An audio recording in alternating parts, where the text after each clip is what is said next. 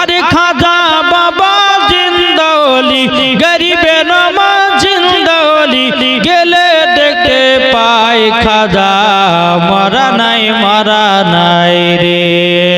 আরে খাজা বাবা এলেন তিনি আজমির জমিনে, লাখো লাখো বেদিনেরা কালিমা পড়িলেন। জোর হবে সুবহানাল্লাহ।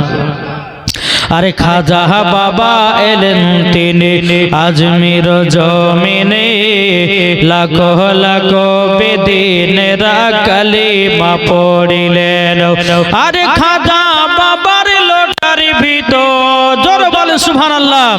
আরে খাজা বাবার লোটার ভিতর আনা সাগরের পানি এসে যায়, খাজা মরা নাই রে। জোর হবে সুবহানাল্লাহ। বাবাজি এই গোবরাতে 3 রাত্রির জীবনী জালসার আয়োজন করা হয়েছে। এই বছর নয়, প্রত্যেক বছরের জন্যই আয়োজন করা হয়। তো বাবাজি মুসলমান, মেলার কিন্তু ভিড় বিশাল, কিন্তু জালসাতে মানুষ নাই। আর গোবরার মা বোনেরা বলছে যে 3 দিন ধরে জালসা হয়েছে, 2 দিন জালসা, 1 দিন জালসা শুনবে, 2 দিন বেড়াবো।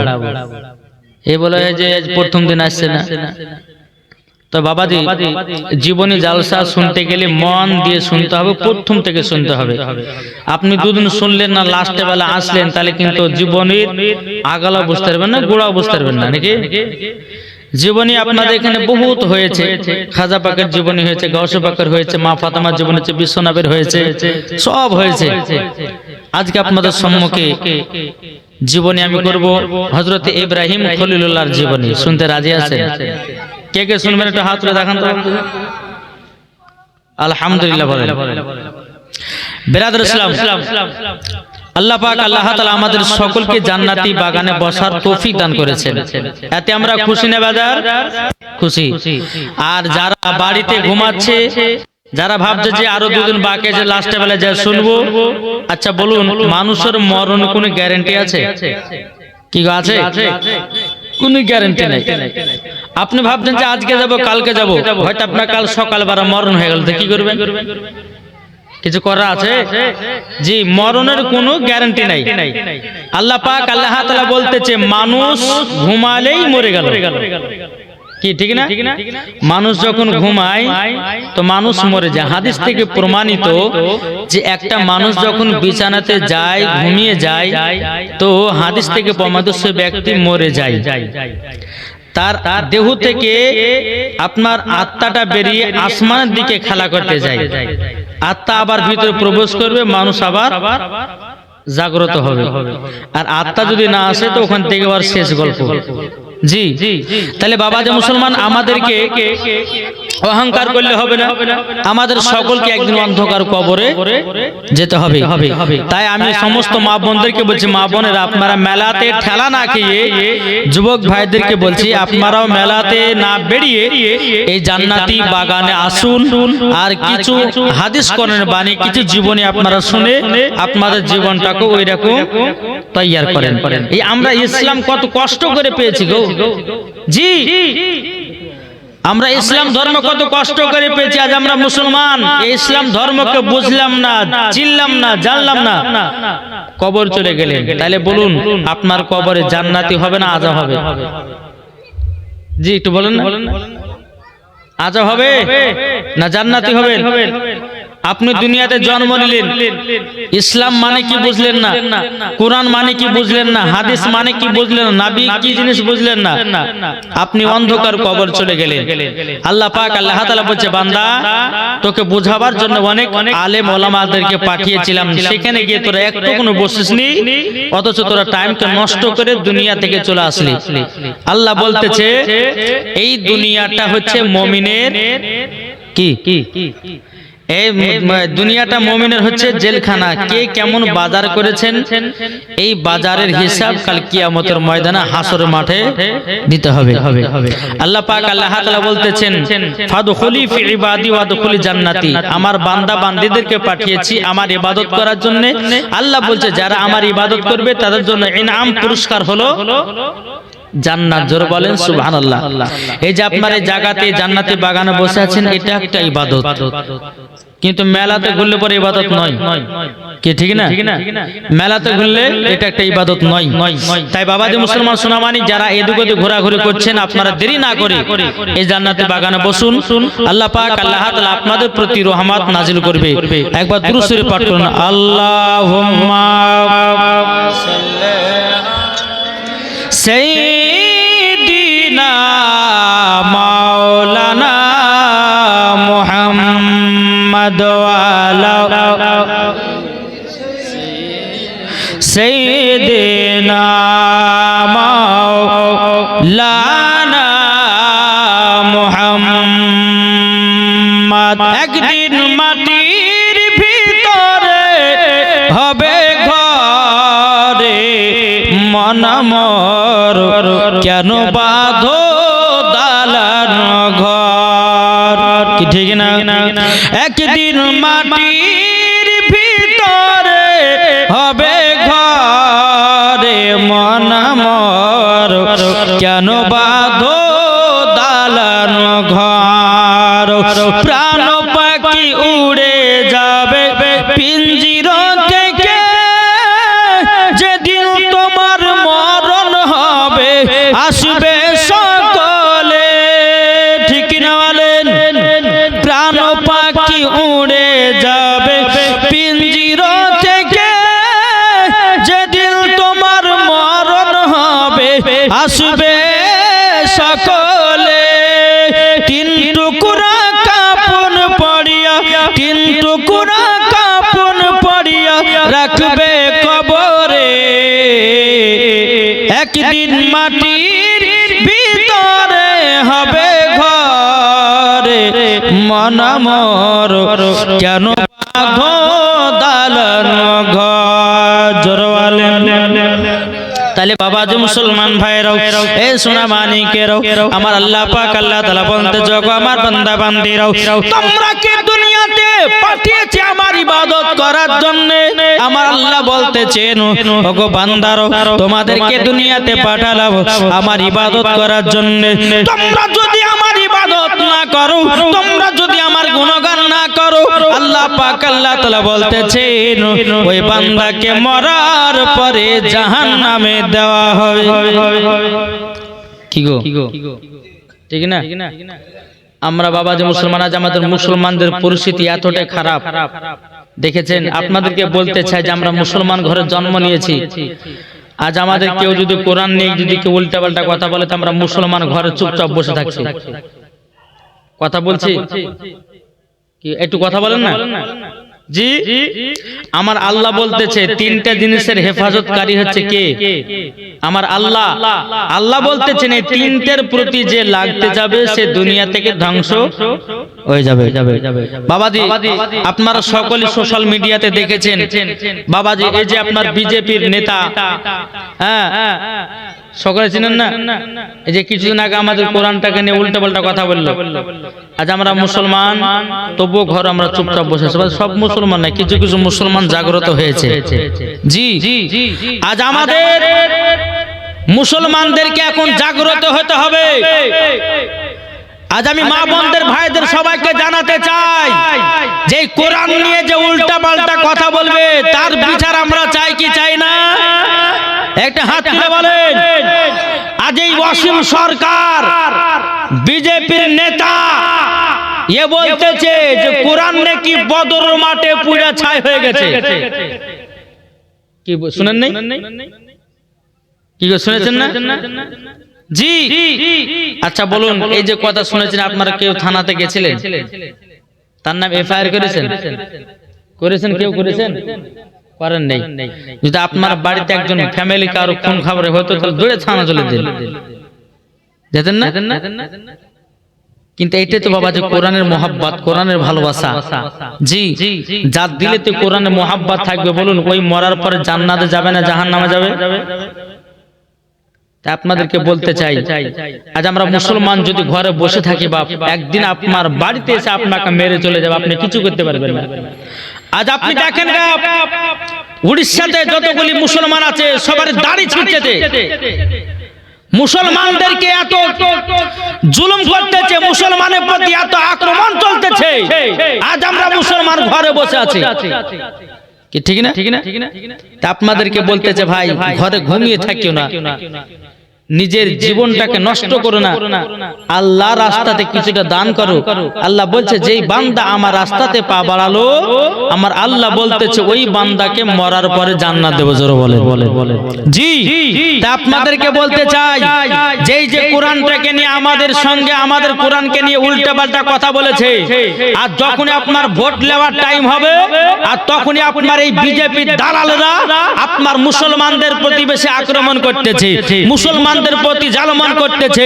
বিরাদর ইসলাম মুআজ্জাজ সামানিক রাম, কিছুদিন আগে আপনার কিনা একজন মহিলা তার সার্টিফিকেট নেওয়ার জন্য আপনার কিনা সেই মহিলার বুরখাকে মুখ থেকে খুলে দেওয়া হলো, কিন্তু বিরাদার আজ এই সরকারের জন্য কোন মুসলমান কোন নেতা মুখ খুলতে পারতেছে না।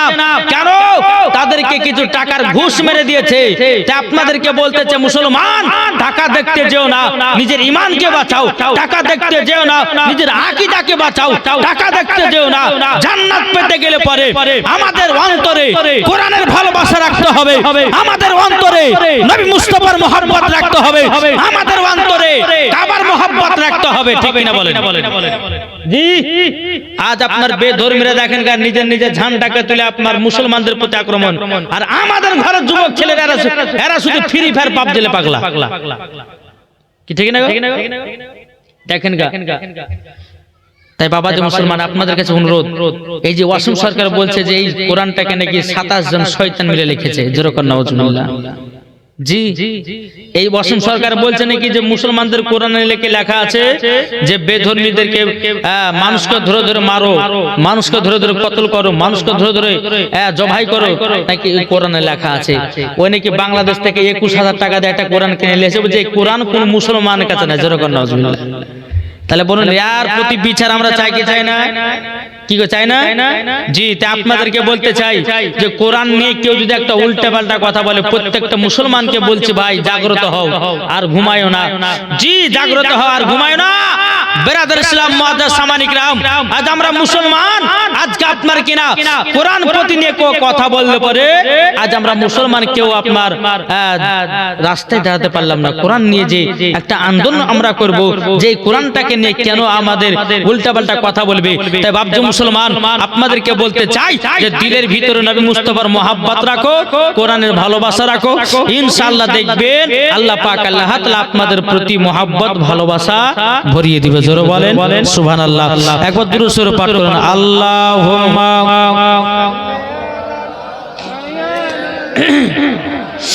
মাওলানা মুহাম্মদ ওয়ালা মাওলানা মুহাম্মদ সাল্লাল্লাহু আলা মুহাম্মাদিন हरदम ज़बान से निकलो पाक नामे मुहम्मद, আমরা নবীর পাগল দিওয়ানা গো। একবার জোরে হবে না সুবহানাল্লাহ। আমরা নবীর পাগল দিওয়ানা, আমরা নবীর আশিক দিওয়ানা গো, আমরা নবীর পাগল দিওয়ানা। আরে মদিনাতে গেলে পরে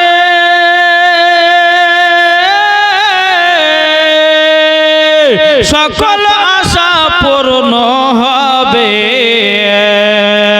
আরে মদিনাতে গেলে পরে সকল আশা পূর্ণ হবে। নবীর ভালোবাসা থাকলে, নবীর প্রেমে থাকলে পরে জান্নাতে যে হওয়া যায়। আমরা নবীর আশিকি দিওয়ানা গো, আমরা নবীর পাগল দিওয়ানা। জোরে কারণ সুবহানাল্লাহ। বাবাজি চলুন আমরা জীবনের দিকে যাই। আলহামদুলিল্লাহ। বাবাজি ইব্রাহিম খলিলুল্লাহ কে ছিলেন? আল্লাহ, নবী এবং বন্ধু। জোরে বলেন সুবহানাল্লাহ। আল্লাহ পাক আল্লাহ তাআলা পবিত্র কোরআনের মধ্যে বলতেছেন, ওয়া ইজাবতালা ইব্রাহিমা রাব্বিহি বিকালিমাতি। আল্লাহ পাক আল্লাহ তাআলা ইব্রাহিম খলিলুল্লাহকে এমন একটা পাওয়ার দিয়েছিল বাবজু মুসলমান, প্রত্যেকটা বেধর্মীদেরকে সেও মুসলমান বানিয়েছে। জোরে বলেন। জি, আপনাদেরকে বলতে চাই, সে জামানাতে একজন বাদশা ছিল। সে বাদশার নাম হচ্ছে বাদশা, মনে আছে কাউরে? বাদশা নমরুদ। যেরকম আমাদের এখন বাবাজি কে আছে এখন? এটা কথা বলেন না, ভয় করছেন নাকি? হ্যাঁ, নরেন্দ্র মোদী। এ বলতেছে বুঝে 2026 সাল আসলে নাকি সব 500 টাকার নোটকে বন্ধ করবে। করে দিতে পারে, ঠিক না বাবা মুসলমান? তো এখনকার জামানাতে হচ্ছে মোদী সরকার আমাদের মুসলমানদের দুশ্মন। আর সে ইব্রাহিম খলিলুল্লাহর জামানাতে ছিল বাদশা নমরুদ। বুঝতে পারছেন? একটু কথাগুলো বুঝবেন। প্রথম সুর দিয়ে বললে পরে হবে না, কিছু কথাগুলো বুঝবেন, বোঝার পরে জীবনটা আমি আগে নিয়ে যাবো, ঠিক কিনা বলেন? জীবনী মানে হলে কিছু কথা জীবনীগুলোকে বোঝা, শুধু সুরের দিকে তাকালে হয় না, নাকি বলছেন? জি। তো এই বাদশা নমরুদ সে নিজেকে আল্লাহ বলে দাবি করত। আরেকজন ছিল বাবাজি বাদশা, তার নাম হচ্ছে বাদশা ফেরাউন। এটা মুসা নবীর জামানা ছিল। জি, একটু বুঝবেন তো, বুঝতে পারছেন তো? জি। তো ইব্রাহিম খলিলুল্লাহর জামানাতে বাদশা ছিল কে? বাদশা নমরুদ। এই বাদশা নমরুদ গ্রামের মানুষকে বলতে লাগলো কি জানেন? যে তোমরা সকলে আমাকে আল্লাহ বলে মানো, আর তোমাদের কাছে একটা করে মূর্তি দেব, এই মূর্তিগুলোকে তোমরা সকলে খোদা বলে মানবে। জোরে কান নাউজুবিল্লাহ। তখন কিন্তু ইব্রাহিম খলিলুল্লাহ দুনিয়াতে আসেন নাই, দুনিয়াতে আসেনি। এদিকে বেরাদর ইসলাম, ইব্রাহিম খলিলুল্লাহর আব্বার নাম ছিল আজর। কি বললাম? আজর। আর ইব্রাহিম খলিলুল্লাহর মায়ের নাম কোন কিতাবে বলছে নুনা, আর কোন কিতাবে বলতেছে যে আমিনা। ইব্রাহিম খলিলুল্লাহর মার নাম কোন কিতাবে বলছে নুনা, বা কোন কিতাবের মধ্যে বলছে আমিনা। তো যাই হোক, এই ছিল ইব্রাহিম খলিলুল্লাহর আব্বা এবং মায়ের নাম। ইব্রাহিম খলিলুল্লাহ কিন্তু হাতে মূর্তি বানাতো। কি করতো? মূর্তি বানিয়ে বিক্রি করতো। এরকম ভাবে দিন যায় রাত আসে। এই বাদশা কিন্তু বাবাজি প্রত্যেকটা মানুষের প্রতি জুলুম করতে লাগলো। কি রকম? বলো শোনো, তোমরা যদি আমাকে আমার মূর্তিগুলোকে যদি খোদা বলে না মানো, তাইলে তোমাদেরকে এই গ্রাম থেকে বেরিয়ে করে এমন তোমাদেরকে শাস্তি দেওয়া হবে, তোমরা 3 মাস ধরে খাওয়া দাওয়া কেউ কিছু করতে পাবে না। তোমাদের জন্য পানি বন্ধ, তোমাদের জন্য খাবার বন্ধ। কিন্তু সে জামাতে বাদশা নমরুদ বাবা এমন একটা বড় লোক ছিল না বাবা, এমন তার রাজা ছিল যে ওটা যেটাই বলতো বাবাজি সেটাই মানুষ একই বাক্যে মেনে নিত। বাদশা নমরুদ যেটা বলতো সব মানুষজন মেনে নিত। এইরকম ভাবে দিন যায় রাত আসে বাবাজি, কেউ কিছু বলার নাই। একদিন বাদশা নমরুদ কি করলো? বিছানে ঘুমিয়ে আছে, স্বপ্ন দেখলো আসমানের একটা নক্ষত্র তারাও বাবাজি এই বাদশা নমরুদের বাড়িতে জানো পড়লো। বাদশা নমরুদের কিন্তু ঘুম ভেঙে গেল। সকালবেলা সব বাবাজি পণ্ডিতদেরকে ডাকলো, যারা আপনার স্বপ্নের মানে বলে তাদেরকে ডাকালে আসলে এদিকে তোমরা শুনো। বলে কি হয়েছে? বলে আমি একটা স্বপ্ন দেখেছি, স্বপ্নের মানেটা যে পুরোহিত বলতে পারবে তার জন্য বিশাল বড় একটা ইনাম পুরস্কার দেওয়া হবে। বেরাদুল ইসলাম মজা সামানিকরা এইরকম ভাবে আপনার ব্রাহ্মণ ঠাকুরদেরকে আপনার বলা হলো আমি একটা স্বপ্ন দেখেছি। একজন পণ্ডিত বলল ভাই তুমি কি স্বপ্ন দেখেছো? বাদশা বলো না। বলে আসমানের একটা তারো আমার বাড়িতে পড়লো, বাড়িতে পড়ার পরে জানো সেই ঘরটাকে আপনার আলোময় করে দিল, আর আমার সমস্ত জিনিস যেন ধ্বংস হয়ে গেল। এখন বাবাজি এক নয় দু নয় 150টা পণ্ডিত যে বসে আছে আপনার, যারা আপনার তার মেনদানি করে, যারা স্বপ্নের মানে বলি, তারা সবাই বাবাজি বাদশাহ নমরুদের কাছে বসে আছে।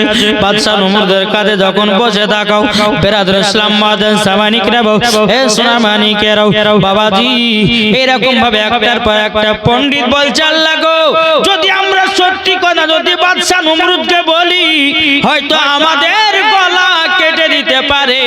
বাবা কেউ বলতে চাই না, কিন্তু একজন ব্রাহ্মণ ঠাকুর বাবাজি শেষে বলছে বাদশাহ নমরুদ আমি তোমাকে সত্য ঘটনা বলবো, স্বপ্নের মানেটা বলবো।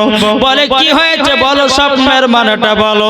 তখন বলতে লাগলো, বলে শোনো এই দুনিয়ার জমিনে এমন একজন ব্যক্তি আসতেছে তোমার সমস্ত জিনিস ধ্বংস করে দেবে। জোর বলে দুনিয়াতে আসবে তোমার সমস্ত ধন দৌলতকে জানো সব ভেঙে চুরে চুরমার করে দিবে, এবং তোমার টাকা পয়সা ধন দৌলত সব ধ্বংস হয়ে যাবে। বলে তার নাম কি?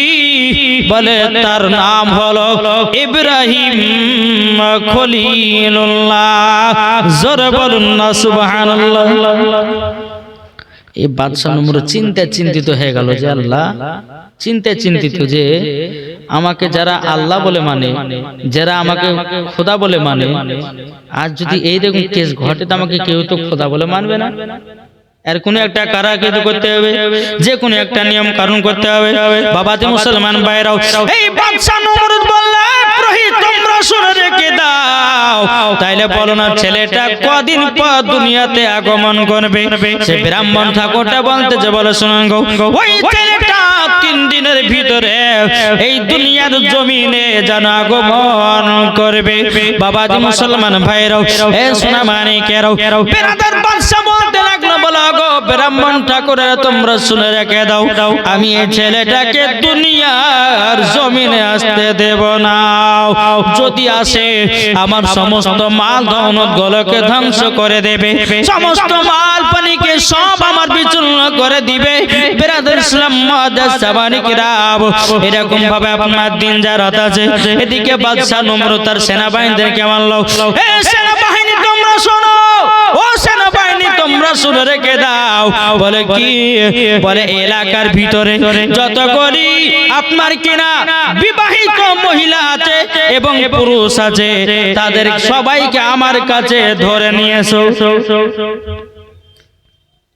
তো কি করবেন? বলে ধরে নিয়ে এসো। তো সবাইকে বেটা ছেলে বিড়ি ছেলেকে সবকে ধরে লেসলো, যাদের যাদের বিয়ে শাদী হয়েছে স্বামীদেরকে আলাদা করে দিল আর বউদেরকে আলাদা করে দিল। কেন জানেন? বাদশাহ নমরুদ বলছে যে স্বামী স্ত্রীকে এক জায়গায় রাখতে দিব না, মিলন হবে না, আর ওই ছেলেটা দুনিয়াতে আসতেও পারবে না। আচ্ছা বলুন, আল্লাহ যাকে পাঠাবে আচ্ছা কেউ রক্ষা করতে পারবে? জি জি জি, আল্লাহ যাকে দুনিয়াতে বাঁচিয়ে রাখবে কাউরের বাপের ক্ষমতা নাই যে তাকে মারবে। আলাদা আলাদা করলো, একদিকে মহিলাদেরকে জেলে ভরে দিল, একদিকে বেলা জেলে ভরে দিল। ওই আপনার ছেলেদের ভিতরে বাবা আজর ইব্রাহিম খলিলুল্লাহর আব্বা আছে জেলের ভিতরে, আর আপনার ওই জেলের ভিতরে আছে তিনার মা নুনা। আজর বলেন সুবহানাল্লাহ। একদিন রাত যখন বাবা পার হয়ে গেল, এদিকে বেরাদার আজর আপনার বিবির প্রতি ক্ষয়টা আপনার মিটে গেল। বাবাজি মুসলমান ভাইরা সোনা মানিকেরাও বেরাদার ইসলাম মুআজ্জাজ সামানিকেরাও বেরাদার আমার আল্লাহ পাক আল্লাহ তাআলা বলছো গো আমার ফেরেশতারা যাও যাও আমার বন্ধু খলিলুল্লাহকে দুনিয়াতে পাঠাতে চাই। বেরাদার ইসলাম মুআজ্জাজ সামানিকেরাও এই সোনা মানিকেরাও এদিকে রাত্রে বেলায় কি করে যে আল্লাহর কুদরতে জেল থেকে আজর বেরিয়ে গেল এবং কিনা তিনার বিবি নুনাও তিনি আপনার কিনা জেল থেকে বেরিয়ে আসে বাবাজি তাদের ভিতরে একটা মিলন ঘটলো বাবা মিলন ঘটার পরে বেরাদর ইসলাম সামানিক রাম বাবা 3 দিন যখন পার হয়ে গেল 3 দিন পার হয়ে যাওয়ার পরে এদিকে আপনার বাদশা সমস্ত আপনার ব্রাহ্মণ ঠাকুরদেরকে ডেকে নিয়ে এসেছে ডেকে নিয়ে আসার পরে বলতেছে ওগো ব্রাহ্মণ ঠাকুর তোমরা বলো বলো বলো ওই ছেলেটা দুনিয়াতে এসেছে না কি হয়েছে সত্যি করে বলো ছেলেটা দুনিয়াতে এসেছে না কি হয়েছে তখন বাবাজি পণ্ডিতেরা আপনার কিনা কিতাবখানা খুলে দেখলো আপনার স্বপ্নের চাবিটা দেখলো বলে বাদশা নমরুদ ওই ছেলে তো দুনিয়ার সরজমিনে তিনার মায়ের গর্ভে চলে এসেছে জোরে বলেন না সুবহানাল্লাহ বাদশা নমরুদ বলতেছে এত আটকানোর পর তার মায়ের গর্ভে আসলো কি করে এখন বাদশা নমরুদ বলতে লাগলো এ আমার সেনাবাহিনী তোমরা শোনো শোনো শোনো তোমরা এক কাজ করো ওই ছেলেগুলোকে বের করো আর যে মহিলাদের পেটে বাচ্চা আছে ওই মহিলাদের পেটে বস্ত্র ভরে মেয়েটাকে দুনিয়া থেকে বিদায় করে দাও তার পেটের বাচ্চা আছে বাচ্চাটাকেও দুনিয়া থেকে সরিয়ে দাও কিন্তু আল্লাহ কি কুদরত আদর বলছে বলে বিবিরা তুমি সন্তান নিয়ে একটা গভীর জঙ্গলে চলে যাও যেন বাদশা নমরুদ তোমাকে না মারতে পারে এদিকে বাবাজি এই নোনা গভীর রাত্রিতে জেলখানা থেকে বেরিয়ে বাবা গভীর রাত্রিতে বাবাজি জঙ্গলের দিকে আপনার রওনা দিল জোরে বলেন সুবহানাল্লাহ সকাল হলো বাদশা নমরুদ সমস্ত মহিলাদের যাদের যাদের পেটে বাচ্চা ছিল বাবা সবকে মেরে ফেলে দিল বাবাজি মুসলমান ভাইয়েরা এদিকে বাদশা খুব আনন্দ দুনিয়াতে ছেলেটা আসতে পারবে না আবার বাদশা রাত্রে বেলা আরাম করতেছে আবার স্বপ্ন দেখলো বলে আরে বাদশা নমরুদ রে এ বাদশা নমরুদ তোকে জব্দ করার জন্য আমার ইব্রাহিম খলিলুল্লাহ দুনিয়াতে আগমন করবে জোরে বলেন না সুবহানাল্লাহ এ বাবাজি মুসলমান ভাইরা সকাল যখন হলো বাবা এদিকে আপনার ইব্রাহিম খলিলুল্লাহর মা আপনার না আপনার জঙ্গলেতে বসে বাবাজি দুই চোখের পানি ঝরায়া ঝরায়া কান্না করে কিন্তু এই নোনার ভিতরে বাবাজি খোদার ভয় ছিল কিন্তু বলতে চাল লাগো ওগো রব্বুল আলামিন আপনার কাছে একটা আবেদন করি আমার গর্ভে একটা পুত্র সন্তান আল্লাহ গো এই বাচ্চাটাকে যদি আমি ঠিক মতো মানুষ না করতে পারি আমার জীবনটা তো বেকার হয়ে যাবে বেরাদর ইসলাম মাদান সামানিকরাও জঙ্গলের ভিতরে একদিন নাই দুদিন নাই 3 দিন নয় বাবা এইরকম ভাবে 1 মাস কাটালো ও মাস 1 মাস 2 মাস 3 মাস 4 মাস এইরকম করে নিয়ে বাবাজি সুনামানিকেরাও এ নুনার গর্ভে থেকে বাবাজি দুনিয়াতে জন্ম নিল ইব্রাহিম খলিলুল্লাহ জোরে বলুন না সুবহানাল্লাহ এ বাবাজি মুসলমান ভাইয়েরাও সুনামানিকেরাও ইব্রাহিম খলিলুল্লাহ মা ওই গর্তের ভিতরে ইব্রাহিম খলিলুল্লাহকে আপনার জন্মদিনে বাবা জন্ম দেওয়ার পরে বেরাদর ইসলাম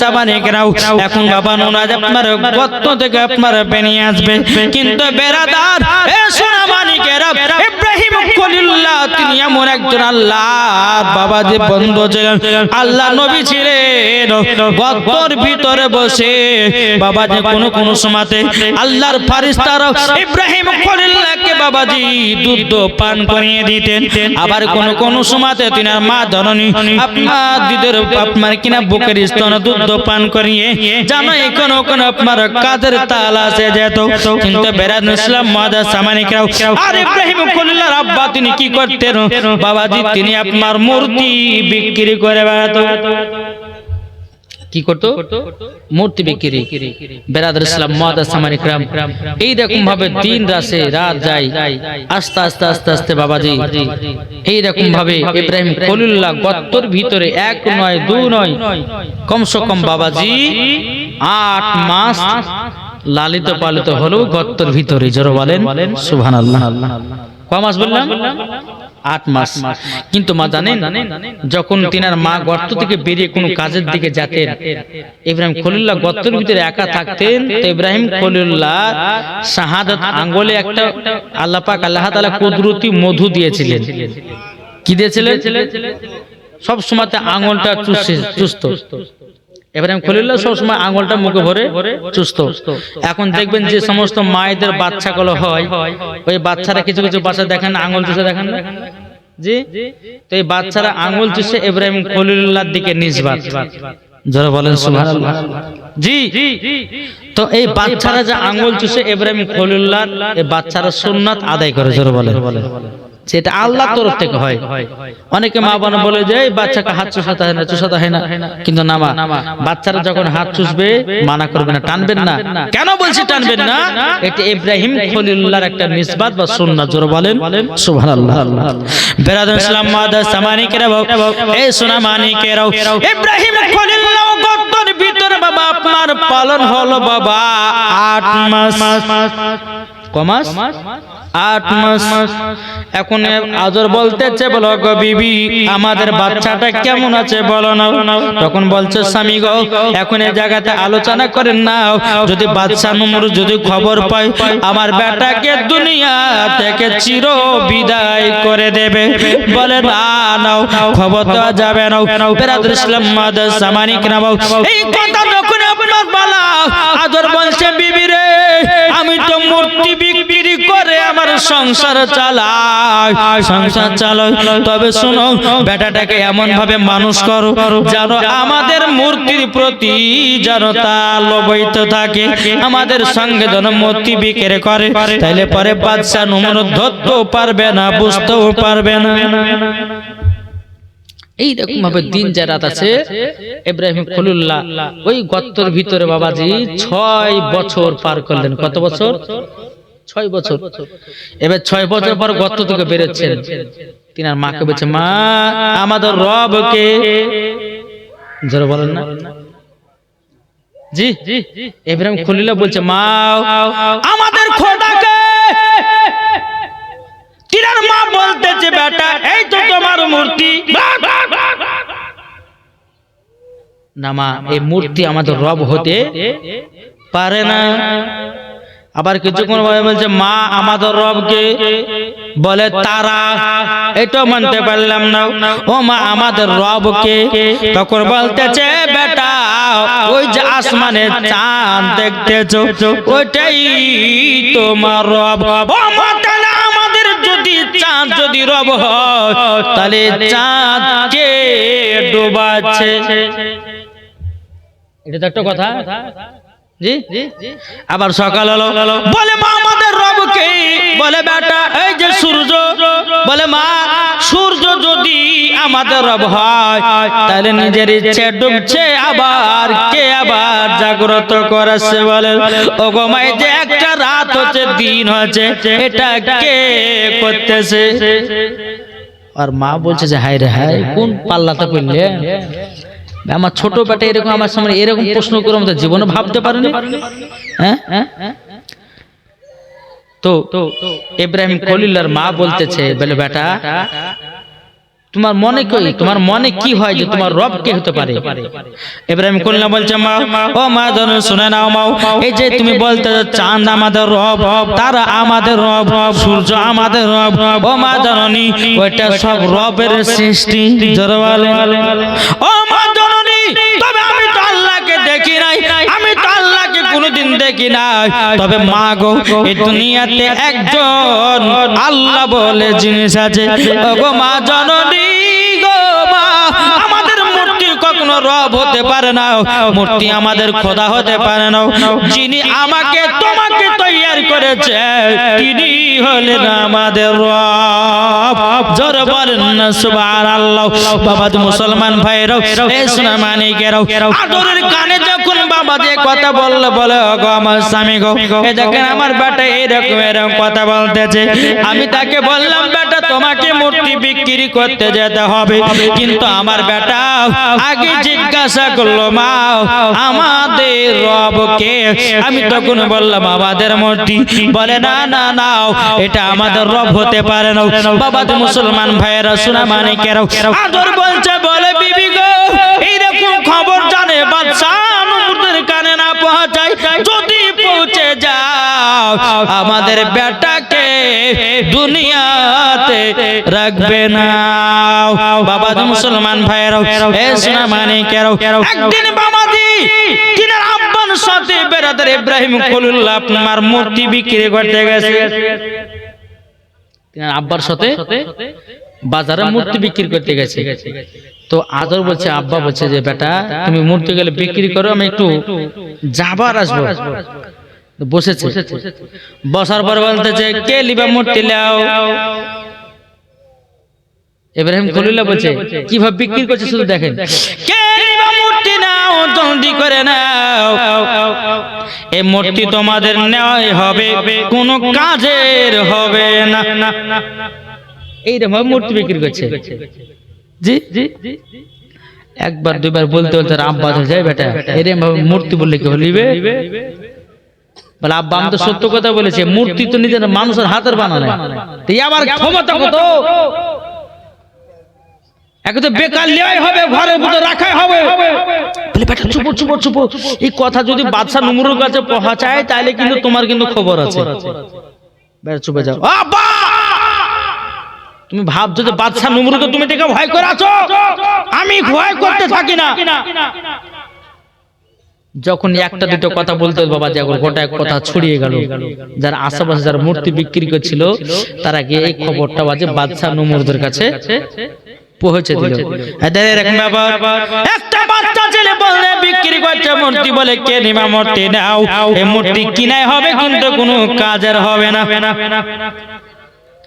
যে মূর্তি খেতে দিতে পারে না, যে মূর্তি কথা বলতে পারে না, যে মূর্তি হাত ভেঙে গেলে পরে জল লাগাতে পারে না, সে আমাদের রব হয় আবার কি করে? কি করে ঠিক না? এখন বাদশা নমরুদ বলছে যে কি কথাটা বলেছে বাচ্চাটাকে ধরে নিয়েছে, যাও। আজর কানে পৌঁছালো যে তোমারই বেটা? বলে হ্যাঁ। বলে বাদশা নমরুদ দেখেছে ইব্রাহিম খলিলুল্লাহর বয়স তখন বাবা যে 8 বছর। কত? 8। টুকটু টুকটু করে বাদশার কাছে গেল, বাদশাকে বলতে চাই বলে এ বাচ্চা ছেলে তুমি নাকি বলেছে মূর্তি বিক্রি করো নাও, কিন্তু মূর্তি কোনো কাজের হবে না, এই মূর্তিকে রব বলে মানা যাবে না, যে খেতে দিতে পারে না, যে পড়তে দিতে পারে না, যে কথা বলতে পারে না, সে আমাদের রব হয় কি করে?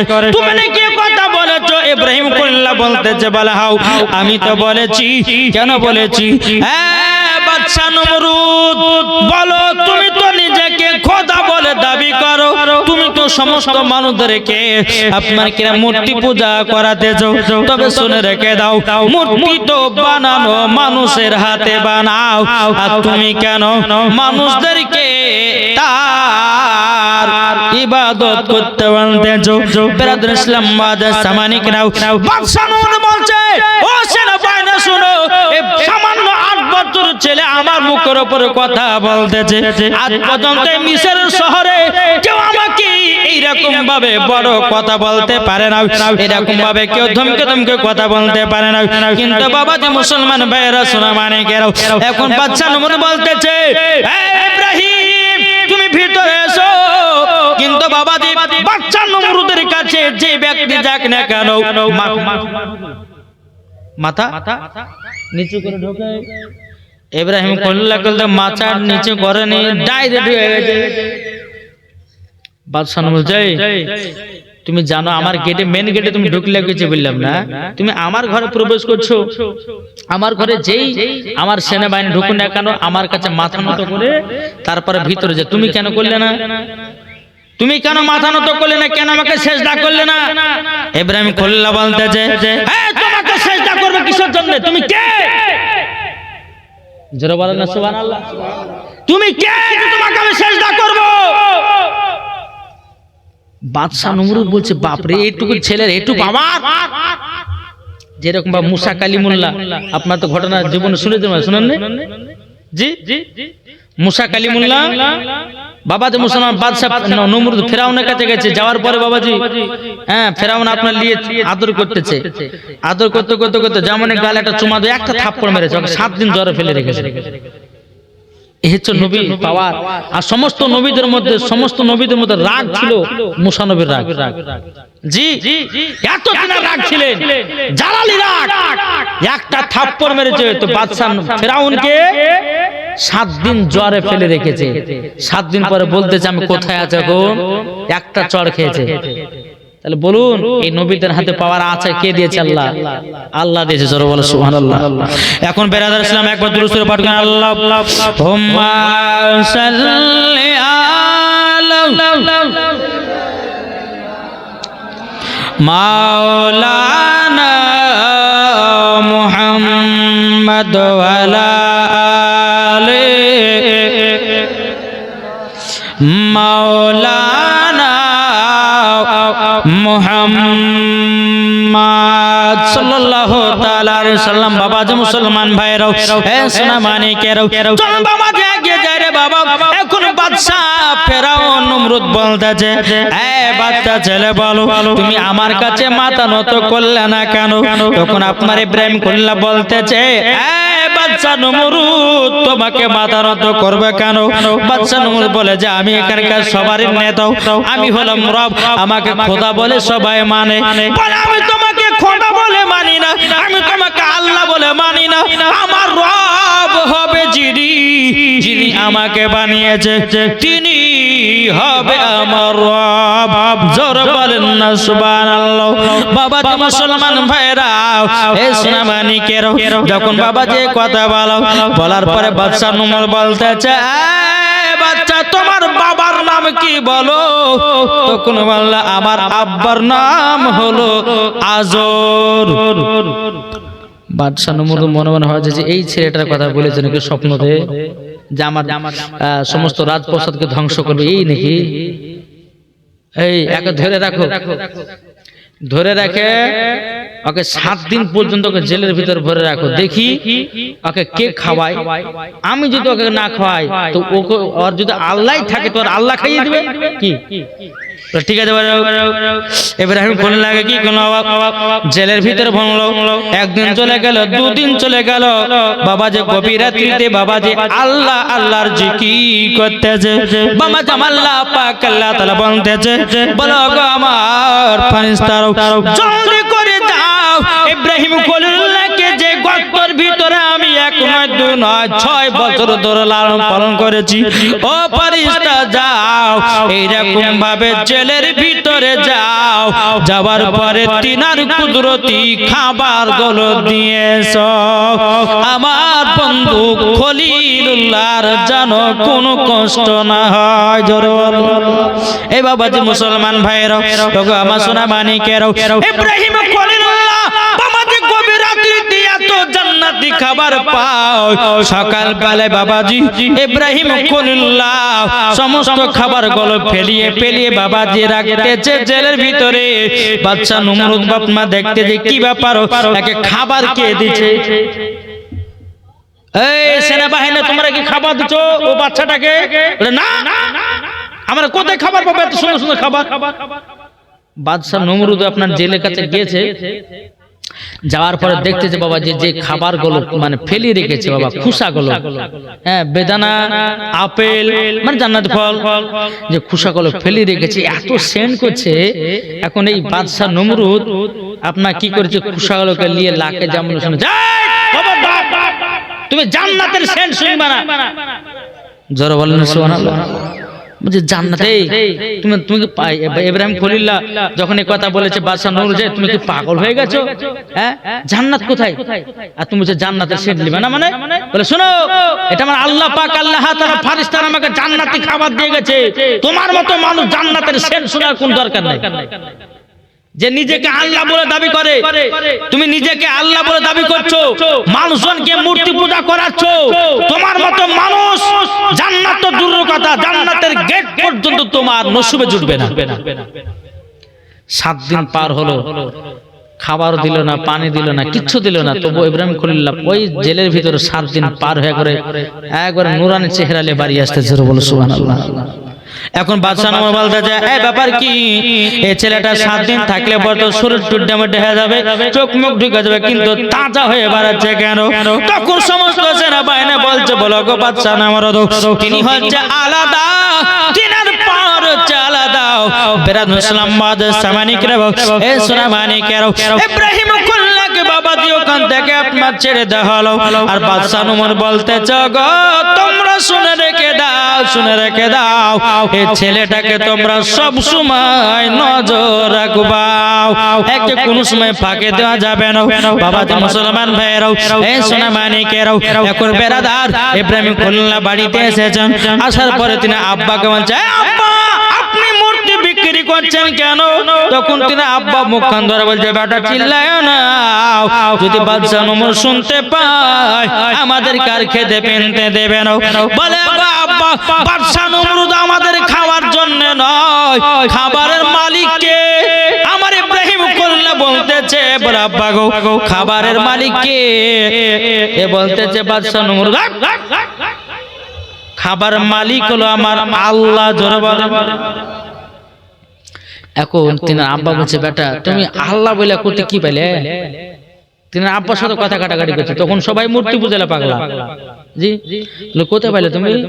বলে আব্বা আমার সঙ্গে জঙ্গলে চলে। ইব্রাহিম খলিলুল্লাহকে দিয়ে বাবা যে তিনি আব্বাকে নিয়ে একটা জঙ্গলে গেল, আল্লাহর কাছে দুখানে হাত তুলেছে, বলে আল্লাহ গো, আল্লাহ আপনি সত্যি করে যদি আল্লাহ হন তো আমাকে একটু সাড়া দেন। আল্লাহ তুমি সাড়া দাও, আমার আব্বাকে জানাতে চাই মূর্তি আমাদের কখনো রব হতে পারে না। আর তিনি আব্বা বলতেছে, বলে বেটা যদি তোমার আল্লাহ সাড়া দেয় তাহলে জানবো যে তুমি ঠিক কথাই বলেছো।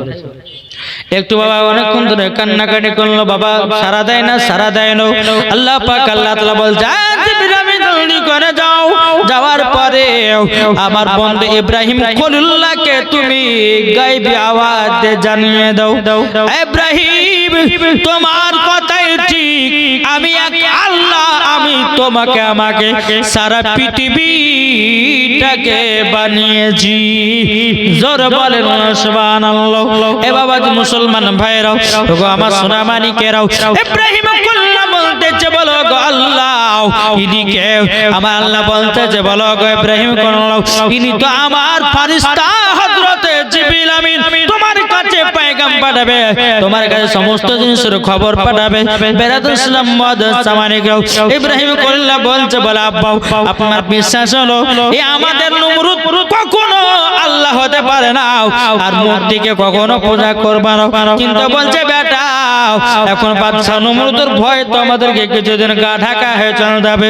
এখন যদি আমরা ডাইরেক্ট গিয়ে যদি বলি, আমরা ডাইরেক্ট গিয়ে যদি বলি যে তোমাদের মূর্তি পূজা গুলোকে মানব না, তাইলে পরে আমাদের প্রতি হয়তো রাগান্বিত হতে পারে, আমাদের প্রতি আমাদের রাগ হতে পারে। বাবা যে এরকম ভাবে আপনার দিন যায়, রাত আসে, ইব্রাহিম খলিলুল্লাহ কিনার মাকে গিয়ে বলছে, বলে মা ওগো মা জানরি, আমাদের রব হলো তিনি হলেন একমাত্র আল্লাহ। ও মা জানরি, যিনি আসমান জমিন পাহাড় পর্বত আপনার কিনা চাঁদ সূর্য গ্রহ তারাকে সবকে বানিয়েছে, তিনি হলেন আমাদের আল্লাহ। জোরে বলেন। কই বলতেছে, পাইলে নিরালাই গো নবী, পাইলে নিরালাই, একটু জোরে হবে না সুবহানাল্লাহ বলুন, পাইলে নিরালাই গো নবী, পাইলে নিরালাই, দুই কদমে চুমা খাবো, দুই কদমে চুমা খাবো, চরম দুলি মাগব গায়, পাইলে নিরালাই গো নবী, পাইলে নিরালাই, পাইলে নিরালাই গো নবী, পাইলে নিরালাই। যারা নবীর গোলাম হবে যাবে তারা মদিনাতে, যারা নবীর আশিক হবে যাবে তারা মদিনাতে, মদিনাতে গেলে পরে পাবো নবীজির দেখা, পাইলে নিরালাই নিরালাই গো নবী পাইলে নিরালাই পাইলে নিরালাই গো নবী পাইলে নিরালাই দুই কদমে চুমা খাবো দুই কদমে চুমা খাবো চরণ দুলি মাগব গায় পাইলে নিরালাই গো নবী পাইলে নিরালাই আল্লাহুম্মা সাল্লি আলা মাওলানা মুহাম্মদ ওয়া আলা আলিহি মাওলানা মুহাম্মদ সাল্লাল্লাহু তাআলা আলাইহি সাল্লাম। বাবা যে মুসলমান ভাইরাও এ সোনা মানিকেরাও এইরকম ভাবে দিন যায় রাত আছে বাবা এরকম ভাবে আপনার বছর পর বছর আপনার পার হয়ে যায়। এদিকে ইব্রাহিম খলিলুল্লাহর বয়স বাবাজি 21 বছর পার হয়ে গেল। কত বছর? 21 বছর। এখন ইব্রাহিম খলিলুল্লাহর চাচা একজন ছিলেন, তো চাচাটা এসে বলছে ইব্রাহিম তুমি যে বাদশাহ নমরুদের সঙ্গে এরকম লাগতে যেও না, এই বাদশাহ নমরুদ খুব খাতারনাক লোক। তো ইব্রাহিম খলিলুল্লাহ বলছে চাচা আমি কাউকে দেখে ডরাই না, শুধু ডরাই আমি একমাত্র আল্লাহকে। জোরে বলে বলে শোনো একটা তোমার কথা বলি কি, আজকে আমার সাথে মূর্তি বিক্রি করতে যেতে হবে। বলে না আমি যেতে পারবো না।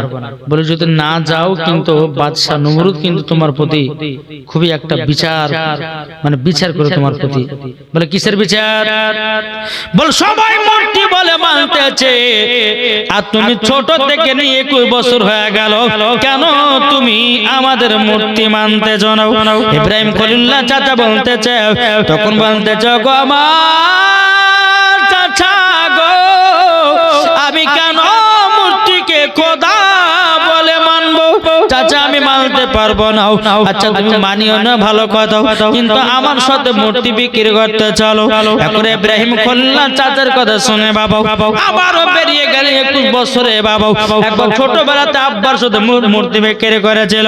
আর এখন বাবাজি 21 বছরে ইব্রাহিম খলিলুল্লাহ আপনার কিনা চাচার সাথে মূর্তি বিক্রি করতে যাওয়ার পর এক জায়গাতে বসে বসে আপনার বিক্রি করতে আছে। অনেক মানুষ বলছো গো আচ্ছা বলো না মূর্তির দাম কটাকা নিবাও? বলে এত টাকা দাম নিব। বলে তাই নাকি? বললে হ্যাঁ। বলে এত টাকা দাম নিব ভালো, কিন্তু মূর্তি ঘরেই রাখা হবে, তোমাদের কোনো লাভ হবে না, তোমাদের বেকার কিনাই হবে। আমি তোমাদেরকে সেটাই বলে দিলাম। তখনই বলতেছে বলে কেন আমাদের বেকার কিনা হবে? আমরা তো মূর্তিকে পূজা করি, আমরা তো খোদা বলে মানি, আমরা তো স্রষ্টা বলে মানি। ইব্রাহিম খলিলুল্লাহ বলতেছে এ ভাই শোনো, তুমি যে মূর্তিটা কিনতেছ আচ্ছা বলো না আচ্ছা বলো তোমাদের এই মূর্তি কথা বলতে পারে? বুঝছেন না? বলে খেতে পারে? বলে না। চলতে পারে? বলে না। বলে এটা বানিয়েছে কে? বলে মানুষে। আর তোমাকে বানিয়েছে কে? তখন আর জবাব নেই। ইব্রাহিম খলিলুল্লাহ বলছে চুপচাপ থাকলে কেন? বলো এই মূর্তি কে বানিয়েছে? বলে মানুষে। তোমাকে? বলে সেটা তো বলতে না। এই পাগল কোথায়? যে মূর্তিকে মানুষ বানাচ্ছে আর তোমাকে কে বানিয়েছে তুমি জানো? ইব্রাহিম খলিলুল্লাহ বলে কে? বলে তোমাকে আমাকে সারা পৃথিবীর মানুষকে বানিয়েছেন আমার আল্লাহ। জোরে বলে। কিন্তু বাবা যে মানুষটা মূর্তি আর নিল না, তখন বলে যে বলো পড়তে লাগো লা ইলাহা ইল্লাল্লাহ ইব্রাহিম খলিলুল্লাহ। জোরে বলেন সুবহানাল্লাহ। এখন ইব্রাহিম খলিলুল্লাহ যখন একটা দুটো মূর্তি যখন মানুষরা কিনতে আসলো বাবা এরকম ভাবে একটা একটা করে বলতে লাগলো, তার কলমা পড়িয়ে লা ইলাহা ইল্লাল্লাহ ইব্রাহিম খলিলুল্লাহ পড়িয়ে আপনার কিনা মুসলমান বানিয়ে নিলেন। বিরাদর ইসলাম মাদাস সামনে কেউ তিনার চাচা বলতেছো ইব্রাহিম তুমি কি কাজ করতেছো? মূর্তির নাম করে তুমি সকলকে তোমার মুসলমান বানিয়ে নিতেছো। এখন বাবাজি আজ আপনার তিনা চাচা বলছো ইব্রাহিম আর তোমাকে জীবনে কোনোদিন মূর্তি বিক্রি করতে নিয়ে আসবো না। আমি ভাবছি তুমি ভালো মূর্তি বিক্রি করতে পারবো, কিন্তু মূর্তি বিক্রি করছো না, তাকে বুঝিয়া তুমি কলমা পড়ে মুসলমান বানিয়ে নিতেছো, আর তোমাকে আমি আমাদের কাছে নিয়ে আসবো। ইব্রাহিম খুলনাকে আপনার জায়গা থেকে চলে যেতে বললেন। বাবা এইরকম ভাবে আপনার রাত যায় দিন যায়, বেরাদুল ইসলাম সামানিকরাও ওই জায়গাতে বাবাজি প্রত্যেক বছরে মিশরে একটা মেলা হয়। কি হয়? মেলা। যেরকম আজ আমাদের যে জালসা হয়েছে না, এই জালসা মেলা হয়েছে না, হয়নি? এই মেলাগুলো বাবাজি করা আছে কাদের বলুন তো? কারা করে? কারা করে? মুসলমান ছেলেরা করে। কারা করে? বলে হুজুর বছরে একটা দিন মেলা টালা বসে, কি হয়েছে? কিন্তু বাজি এই মেলাটা উঠেছে ওই বাদশাদের নমরুদের কাছ থেকে, জি ইহুদিদের থেকে, জি। আজ আমাদের মুসলমানদের ঘরে সে মেলা উঠছে, শুধু এখানে বলে প্রত্যেক জায়গায়। আমরা তো জালসা যাচ্ছি রে বাপ। হ্যাঁ, কলকাতা বলেন, হাওড়া বলেন, তারপর আপনার মালদা বলেন, শিলিগুড়ি বলেন, আসাম বলেন, ত্রিপুরা বলেন, সব জায়গায় দেখছি যেখানে জালসা সেখানে মেলা, জি। কিন্তু যেখানে খোদার ভয় সেখানে তারা মেলাতে যায় না, আয়সা জান্নাতি বাগানে বসে হাদিস কোরআন বাণী শুনে, জোরে বলেন সুবহানাল্লাহ। আর এটাই হচ্ছে বাবাজি জান্নাতি মানুষের পরিচয়, জোরে বলেন সুবহানাল্লাহ, জি। তো মিশর একটা বিশাল বড় একটা মেলা। এখন বাদশাহ নমরুদ বলছে যে চলো মেলাতে সবাইকে যেতে হবে, কেউ থাকবে না, সবাই যাচ্ছে কিন্তু ইব্রাহিম খুলনা যাবে না। বলছে আমি যাব না, আমার শরীর খারাপ, আমি যেতে পারবো না। কোন মতে ইব্রাহিম খুলনাকে বাবা নিয়ে যেতে পারলো না, নিয়ে যেতে কোন সময় পারলো না। বাবাজি মুসলমান ভাইয়েরাও, হে সোনা মানিকেরাও, ইব্রাহিম খলিলুল্লাহ কোন মতে মেলাতে গেল না। এখন সবাই বাবা কাজে কাজে ব্যস্ত, মেলাতে গেল, কেউ নাই বাবা, তাদের মূর্তির কাছে কেউ নাই। বাবাজি মুসলমান ভাইয়েরাও, হে সোনা মানিকেরাও, বেরাদুল ইসলাম মুআদ্দাস সামানিকেরাও, সবাই যখন নিজের নিজের মেলাতে ব্যস্ত, এদিকে ইব্রাহিম খলিলুল্লাহ তিনি বাবা একটা কুলহাড়ি নিয়ে বাবাজি আর হাতে কিছু প্রসাদ খাবার নিয়ে বাবাজি কাবার ভিতরে 360 মূর্তি ভরা ছিল। বাবা কত? 360। ওই ওখানে গিয়া ইব্রাহিম খলিলুল্লাহ একটা কুলাড়ি নিয়েছে, হাতে কুলাড়ি নেওয়ার পরে ভিতরে প্রবেশ করেছে। খাচ্ছে না, খা। ইব্রাহিম খলিলুল্লাহ যখন একটা টাকা দিয়েছে, যেটা খাচ্ছে না আর মুন্ডুকে পার করলো, আর হাতকে ভেঙে দিল, পাকে ভেঙে থুয়ে দিল, আর টাকা দিয়ে চলে খাও। বাবা যে সমস্ত মূর্তির কাছে গেল, কেউ খায় না বাবা, হাত খারাপ, বাট খারাপ, আট খারাপ, 1 কেজি 2 কেজি সবার কাছে যাও, কেউ খেলো না। এখন বাবাজি বাদশাহ নমরুদেরা যাকে বড় দেবতা বলে মানে, তার কাছে কে বলতে চাইলে এ প্রসাদ খাও। বাবাজি খায় না, কথা বলে না। যখনই খায় না, বেরাদুল ইসলাম মুআদ্দাস সামানিকরাও সমস্ত মূর্তিগুলোকে আপনার মাথা, হাত, ট্যাঙ্গুলোকে ভেঙে দিও। বাবাজি সবকে চুরমার করে দিয়েছে। সব থেকে যেটি বড় মূর্তি রে বাবা, ওই মূর্তির গলায় কুলাড়ি ঝুলাইয়া দিয়েছে। বাবা ঘর থেকে বানিয়ে গেছে, ঘর থেকে যখন আপনার বানিয়ে যাওয়ার পরে সবাই বাবা মেলা থেকে বাড়িতে এসেছে, বলে দেখো আমাদেরকে মূর্তির পূজা গুলোকে কে যেন ভেঙে চুরমার করে দিয়েছে, কে যেন ভেঙে দিয়েছে। বলে তাই নাকি? বলে হ্যাঁ। তখন একটা বাবা বিচার বসলো, বিচার বসার পরে বলছে কে মেলাতে যায়নি? বলে আমরা তো সবাই গেছিলাম। একজন বলছে, বলে বাদশাহ নমরুদ একজনে যায় না। বলে কে? বলে ইব্রাহিম খলিলুল্লাহ বাড়িতে ছিল, সে কিন্তু যায় না, সে মেলাতে যায় না, বাড়িতে ছিল। ইব্রাহিম খলিলুল্লাহকে ডাকা হলো, ইব্রাহিম খলিল শোনো। যখন বাবা যা আসলেন, আসার পরে বলতে চাই ইব্রাহিম তুমি তো মেলা যাওনি? বলে হ্যাঁ। তো তুমি কি আমাদের মূর্তিকে ভেঙেছো? বলছে আপনার মনে কি হয়? বাদশাহ নমরুদ বলতেছে তা আমার তো মনে হয় যে তুমি কুলাড়ি ভেঙে, তুমি সবকে ভেঙেছো, আমাদের মূর্তি গুলোকে ভেঙেছো। আচ্ছা তোমরা যাকে দেবতা বলে মন, তাদেরকে কি জিজ্ঞাসা করো না? তারাই তো বলবে, ঠিক না? এখন যেখানে যেখানে ভাঙা আছে বলছে ওই দেখেন আপনাদের যে বড় দেবতা, আমার মনে হচ্ছে ওই বোধহয় ভেঙেছে। জিজ্ঞাসা করেন গলাতে কোলাড়ি ঝুলে আছে, যাই কথা বলতে পারে। তো ইব্রাহিম বলল যাই কথা বলতে পারে না, তা আপনি আবার বলছেন কেন যাই আরে আমার দেবতা যে কথা বলতে পারে না, এদের সামনে কার মুন্ডু ভাঙা কার হাত ভাঙা বলতে বলে যে কে ভেঙেছে, বলা সাহস রাখে না, এসে আমাদের রব হয় কি করে নাকি বলছে সে রব হয় কি করে। এখন বাদশা নমরুদ মনে মনে ভাবছে যাকে পারা যাবে না এর উপর কোনো একটা শাস্তি করবে। কি বলে একে ধরো, ইব্রাহিম খলিলকে আমাদের মূর্তিগুলোকে ভেঙে চুরমার করেছে, একে আগুনের ভিতরে দেওয়া হবে, আগুনে তাকে নিক্ষেপ করা হবে। এক জায়গাতে বাবাজি 100 বছর ধরে বাবাজি কাঠ জ্বালিয়ে জ্বালিয়ে আগুন জ্বলতেছিল, ওই জায়গাতে ইব্রাহিম খলিলকে নিক্ষেপ করবে। একটা আয়সা গাছ, ইব্রাহিম খলিল আপনার হাতকে বেঁধেছে, পাকে বেঁধেছে, আগুনে ফেলবে। আচ্ছা পারবে? জি পারবে না। আজ আমি বলতে চাই মায়েদেরকে যে এই ইব্রাহিম খলিলুল্লাহ এক নয় দুই নয়, ইব্রাহিম খলিলুল্লাহকে আপনার আগুনে ফেলার জন্য বাবাজি প্রায় কমসে কম 40,000 মানুষকে ফিট করেছে। কত বললাম?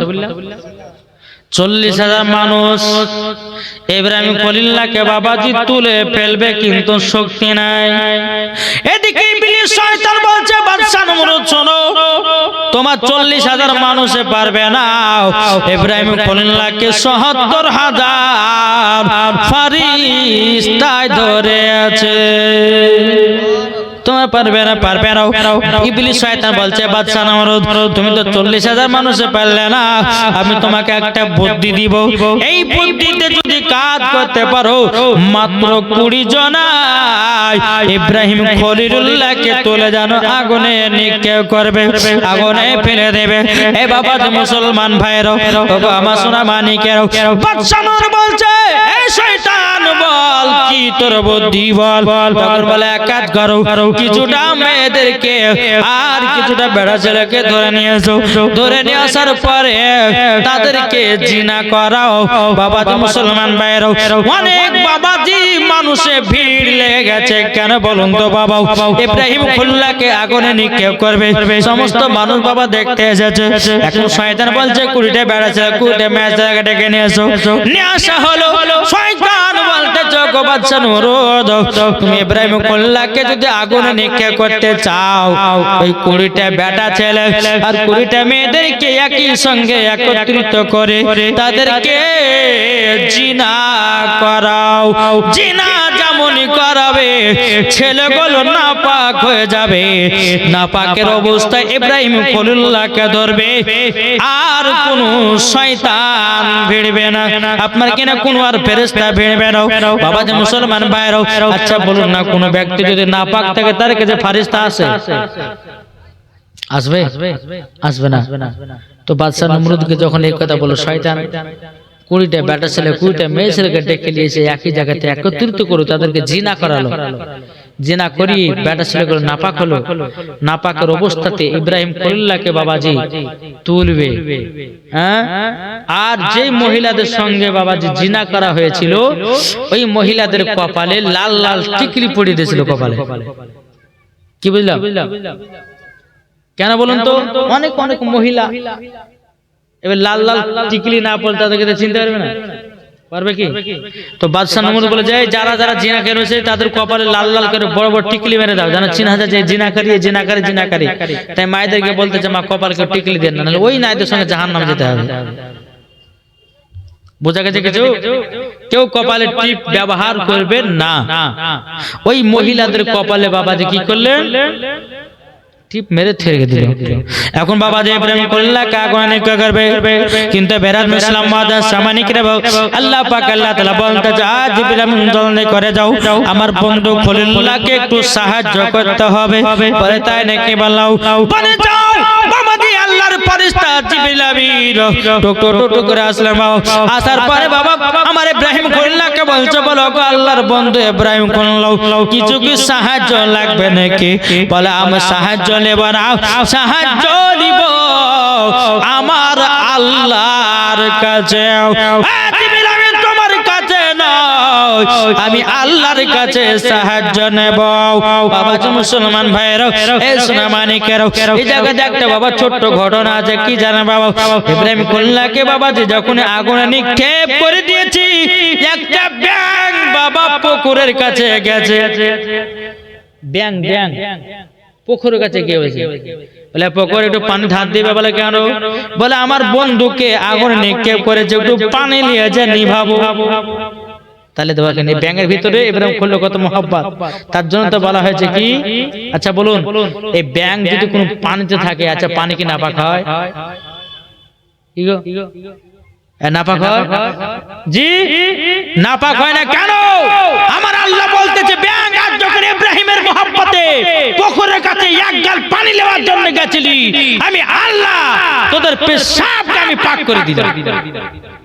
যেমন আমার নবী করিম সাল্লাল্লাহু আলাইহি সাল্লাম যখন গারে হিরাতে, আপনার কিনা হ্যাঁ গারে হিরাতে যখন গেছিলেন, বেরাদর ইসলাম আবু বকর সিদ্দিককে নিয়ে কাফেরের দলের নবীকে খোঁজ করতে লাগলেন।